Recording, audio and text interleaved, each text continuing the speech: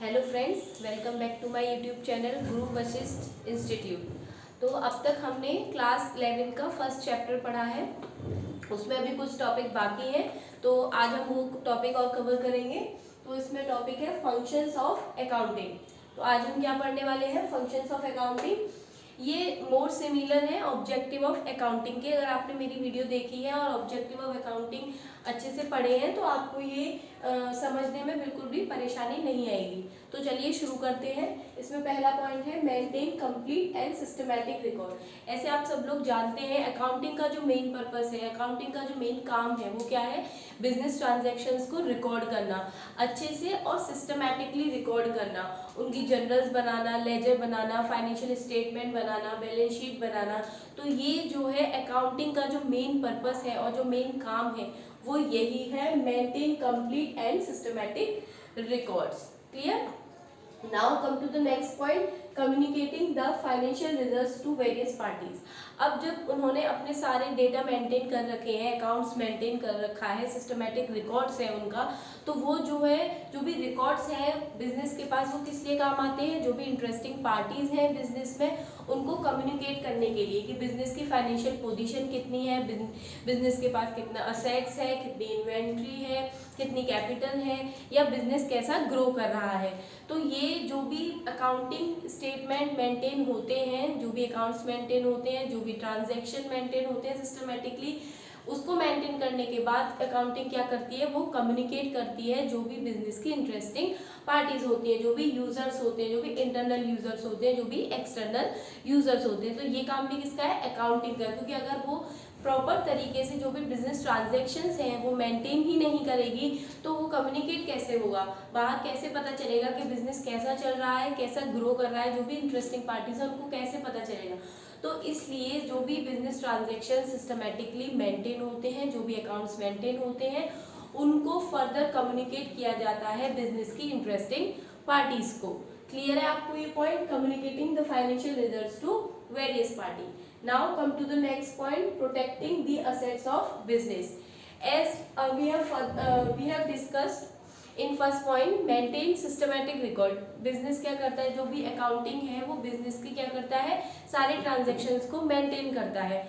Inventory है, cash in hand है, bank balance है, डेटर्स है, सबका डेटा मेंटेन होता है, सबका प्रॉपरली सिस्टमेटिकली डेटा मेंटेन होता है, अकाउंट्स प्रॉपर मेंटेन होते हैं, जिससे मैनेजमेंट का प्रॉपर कंट्रोल होता है। किस चीज़ पे? असेट्स पे। बिजनेस के जो भी असेट्स हैं उन पे प्रॉपर कंट्रोल होता है। क्यों? क्योंकि अकाउंटिंग उनका प्रॉपर डेटा मेंटेन करती है। जब अकाउंटिंग उनका प्रॉपर डेटा मेंटेन होगी, मैनेजमेंट को पता रहेगा कि हमारे पास इतना कैश अवेलेबल है, इतने डेटर्स हैं हमारे, इतना हमारा कैश इन हैंड है, तो क्या होगा? उससे असेट्स पे प्रॉपर कंट्रोल रहेगा मैनेजमेंट का, वो उसको प्रॉपरली प्रोटेक्ट कर पाएगा। ठीक है? तो in this way protecting the assets of business, इस तरीके से अकाउंटिंग बिजनेस को प्रोटेक्ट करता है। क्लियर हो आपको ये कि जब सिस्टमैटिक रिकॉर्ड रहेगा उसके पास, बिजनेस के पास, मैनेजमेंट के पास इंफॉर्मेशन रहेगी कि हमारा इतना इतना सेट्स है, इतने डेटर्स है हमारे, इतने कैश इन हैंड है, बैंक बैलेंस है, तो वो उसको प्रॉपरली प्रोटेक्ट कर पाएंगे। ठीक है? तो in this way accounting help करता है असेट्स को प्रोटेक्ट करने के लिए। Now come to the next point, providing assistance to management. अब ये मैनेजमेंट को कैसे हेल्प करता है?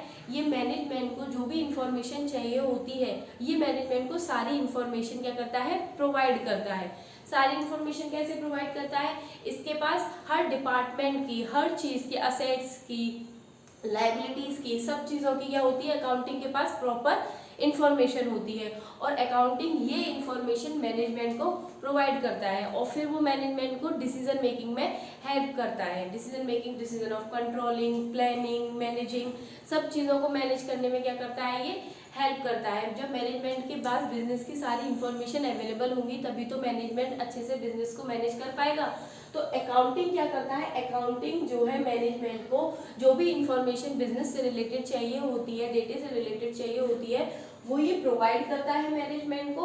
उस बेसिस पे फिर मैनेजमेंट क्या करते हैं?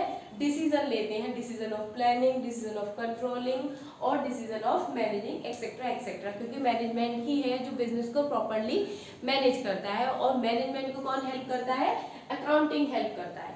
क्लियर हुआ आपको ये point? Providing assistance to management. Now come to the next point, compliance of legal needs. अब लीगल नीड्स से आप क्या समझते हैं? लीगल नीड्स मतलब होता है बहुत कंपनीज जो है बहुत सारी लीगल फॉर्मेलिटीज को फुलफिल करती है, लाइक कंपनीज एक्ट होते हैं, इनकम टैक्स एक्ट होता है, जीएसटी इनकम टैक्स एक्ट होता है, जीएसटी एक्ट होता है। तो ये क्या करते हैं? ये सारे टैक्स को पे करते हैं। इनकम टैक्स क्या होगा? अकाउंटिंग के थ्रू जब जो भी डेटा मेंटेन होगा वो डेटा हम क्या करते हैं, लीगल फॉर्मेलिटीज में जो भी गवर्नमेंट एजेंसीज होती हैं उनको दिखाने के लिए भी काम आता है। इस तरीके से ये लीगल नीड्स को कैसे करता है? कंप्लायंस करता है। तो एक बिजनेस जो होता है उसको बहुत सारी लीगल फॉर्मेलिटीज फुलफिल करनी पड़ती हैं, गवर्नमेंट एजेंसीज को अपने बिजनेस के डेटास दिखाने पड़ते हैं, इंफॉर्मेशन देनी पड़ती है। वो इन्फॉर्मेशन कौन प्रोवाइड करता है? वो अकाउंटिंग प्रोवाइड करता है, क्योंकि अकाउंटिंग ही है जो सिस्टमेटिक रिकॉर्ड्स मेंटेन करता है, सिस्टमेटिकली डेटा मेंटेन करता है। तो वो जो डेटा और जो भी रिकॉर्ड्स वो मेंटेन करता है, फाइनेंशियल स्टेटमेंट बनते हैं, इसमें बैलेंस शीट बनती है, वो सब गवर्नमेंट एजेंसीज को दिखाई जाती है at the time of income tax paid, at the time of GST paid और कंपनीज एक्ट के टाइम पे जो भी उनको इन्फॉर्मेशन बिजनेस की चाहिए होती है वो किसके थ्रू प्रोवाइड की जाती है? अकाउंटिंग के थ्रू प्रोवाइड की जाती है।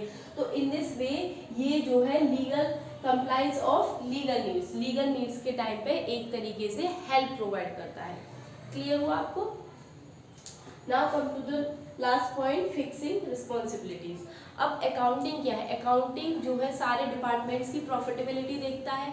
ऐसा तो है नहीं कि सिर्फ सेल्स डिपार्टमेंट से ही रिलेटेड है अकाउंटिंग, या परचेज डिपार्टमेंट से रिलेटेड है अकाउंटिंग, या एचआर डिपार्टमेंट से रिलेटेड है अकाउंटिंग। नहीं, अकाउंटिंग जो है वो ओवरऑल बिजनेस से रिलेटेड है।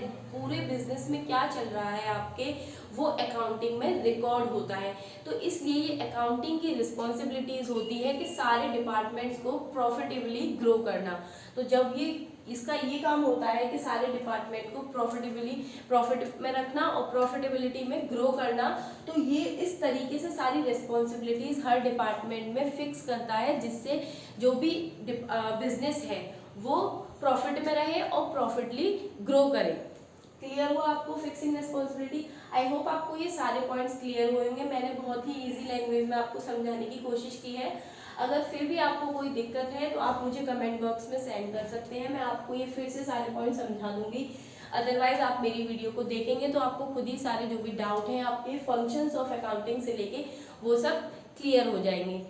Thank you, have a nice day and please like, subscribe and share my channel.